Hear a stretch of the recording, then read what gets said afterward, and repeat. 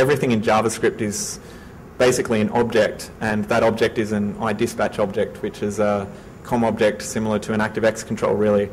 But in VB script, everything's represented as variants natively, so you can generate quite a few different types of variants, and you can even do the more interesting ones down the bottom, such as generate arrays of variants, birefs of variants, and even an array, a biref array of VT variants. So this is some examples of how you would actually generate those, given the information on that table. And basically, I don't need to go through them all, but you can see that by using any of the functions from the tables, you can create the relevant variant object. Now, there's quite a number of different variants you can generate using the basic scripting languages, but essentially the more that you can generate, the more feasibility you'll have to be able to attack these interoperability layers. For example, with the DOM control, creating an array, you had to be able to create an array of dispatch objects, basically, and none of the basic scripting languages allow you to do that, so they've never encountered that test case before, more or less. But by using every single plugin that allows you to, interact directly with the DOM or anything like that, gives you more options for how to generate these data types. And I've listed just a few here. You can see that there's a ActiveX control Capicom that Microsoft provides, and that allows you to specifically generate an array of UI1s, which is an unsigned byte. And .NET controls actually allow you to create a large variety of different data types. You can create unknown COM objects. You can create variant arrays that aren't specifically VT variant like they are with VB script. And you can also actually create these variable size structures, which are called VT records. But there's a stipulation about that. You can't do it completely freely. So here's an example of how I triggered that one bug. Basically, I needed to generate an array of iDispatch objects. I can't do it with VB script or JavaScript, so the base languages are no help.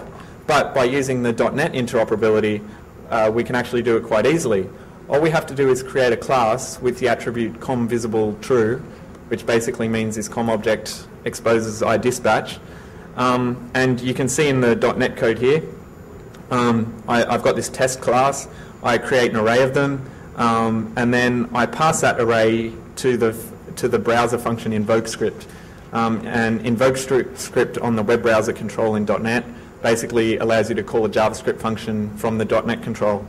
So this array of classes that I created basically gets marshaled as an array of dispatches, and you're able to trigger the vulnerability. The last thing I wanted to talk about was transitive trust issues. These are basically issues where you are able to leverage the features of a particular plugin or component of the browser to bypass security restrictions that are implemented in other parts of the browser or other plugins. So because the browser has an evolutionary security architecture, the security requirements are constantly changing. And, if you add a new security feature into IE, something that was fairly harmless in something like Flash before might suddenly become useful. So basically, this trust model gets broken because a lot of the other components don't know what the security boundaries are of the components they're interacting with. So plugins actually provide additional complications because not only do they expose their own functionality, but they might do things like launch other COM objects or external programs or whatever, which have even less idea of what security features they're supposed to be enforcing. So that's why we call them transitive trust, because basically if the browser explicitly trusts some plugin like or component, and then that plugin or component trusts something else, then the browser transitively is extending trust to object B that it doesn't really know anything about. So earlier this month, Ryan and David Dewey actually they were looking into the ATL and all the different instantiation code that we were talking about before, and they noticed that that you were able to bypass the kilbit feature of Internet Explorer. Basically, like I said before, there's been quite a variety of ActiveX controls in the past where just instantiating them within the browser context was unsafe. It would, allow you to jump to arbitrary memory or something like that. And rather than specifically fix that problem, Microsoft just kilbited them and said, you can't instantiate this anymore. But what happened is, Ryan and David were looking into persistence, and there is a large amount of opportunity to create objects from persistence because we have permissive property maps where types can be anything, or you can specifically have properties where they're actually objects themselves. So if the property type is like VT-empty, VT-dispatch, or VT-unknown, it basically says, okay, I have to read a class, I have to read an object from the file here. So it reads a CLS ID of whatever the object is, and then it instantiates that object and tries to load that object into memory. So obviously you could pass the CLS ID of a kill-bitted control in one of these data files that was being instantiated using safer initialization, and you would be able to instantiate these dangerous controls and exploit the vulnerabilities that were thought to be patched by the kill-bit protection. So there was a couple of limitations and requirements for this. First of all, you had to have an ActiveX control that could exist that was safe for instantiation. You had to have a property that you could load that either had no type, like the permissive property maps, or VT-dispatch or VT-unknown. The scriptable methods of the object that you instantiate are generally not reachable. However, like I said, in a lot of cases, just instantiating them is bad enough. And then basically but the iPersist load function, of course, is reachable. And this was a significant problem to fix because it wasn't just patching like a DLL in one location and like, okay, we're not allowing this anymore. But basically everyone that had safer instantiation controls, which is like hundreds of ActiveX controls apparently, were all using this code that would, and they might have had permissive property maps and stuff, and they could all, be used as a mechanism to load these kill-bitted controls. So it took quite a long time to fix. One other example here is I wanted to go back to talking about the protected mode stuff. Like I said before, there's a lot of plugins that run out of process, and they are launched at either low integrity or medium integrity. And if their policy D word was 3, they silently launched at medium integrity level. So exposing any functionality from these plugins presents an opportunity to exploit the trust that is extended to that object by using it to escalate past low integrity mode. So I had a look at Java, which runs out of process, and this is Java actually registers a number of binaries when you install it to run at medium integrity level silently. So the jp2launcher.exe program is an example. It's used to indirectly launch Java. It gets paths supplied from the command line, append/bin/java.exe, and runs that as medium integrity, right? So that seems good because you can just download a program and run it. But like I said before, if you download a program, it's going to have that low integrity SID attached to it. So when you try and execute it, it will actually run in low integrity mode, not medium. So that seems like a problem. But what you can do is you can go, okay, well, local Java class files, if you point java.exe to a local class file, it will run just like a regular program with local privileges. It can read and write file, execute programs, etc.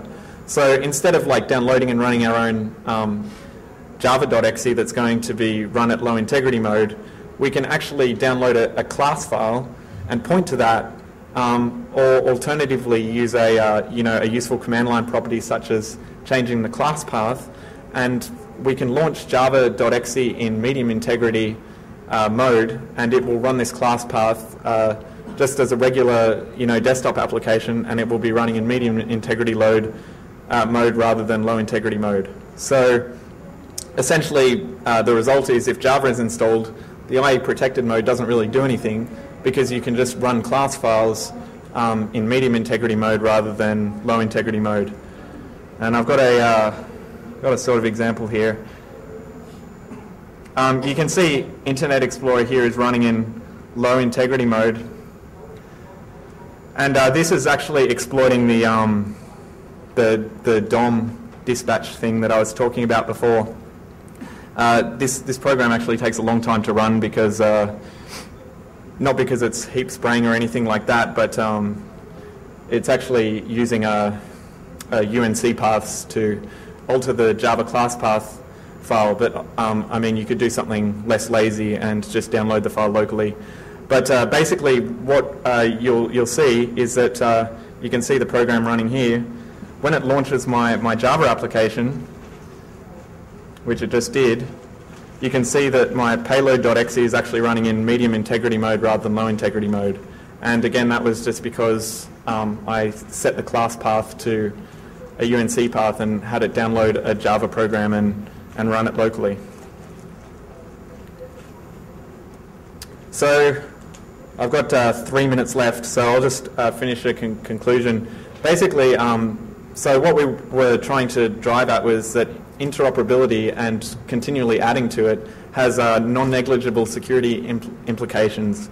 The marshalling functionality, getting the marshalling functionality exactly right is quite hard, and there's a whole other range of problems that I didn't have time to talk about.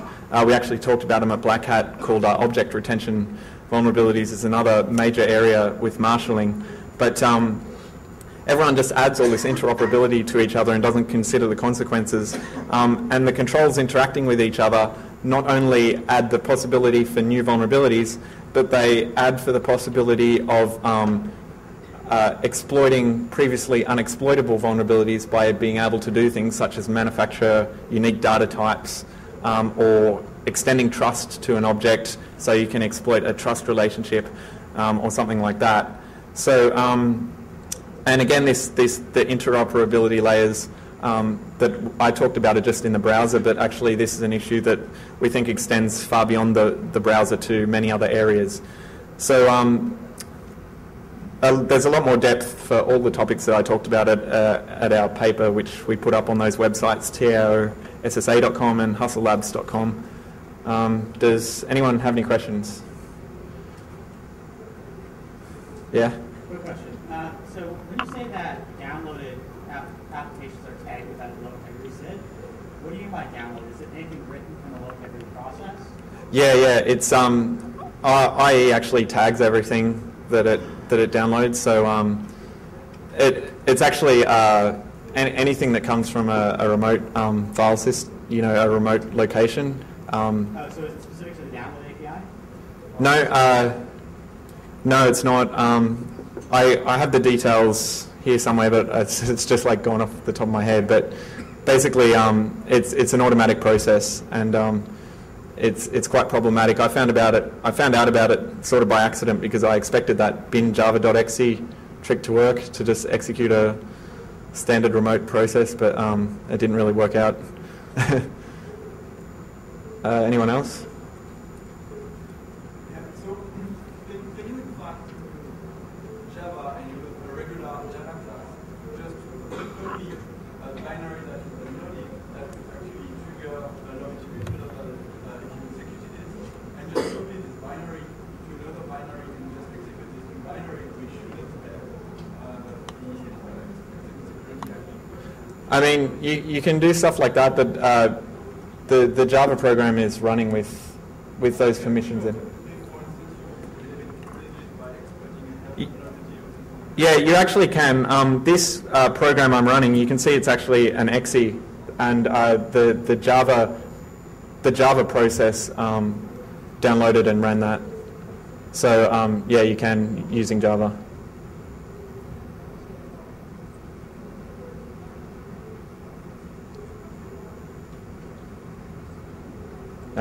Is anyone else?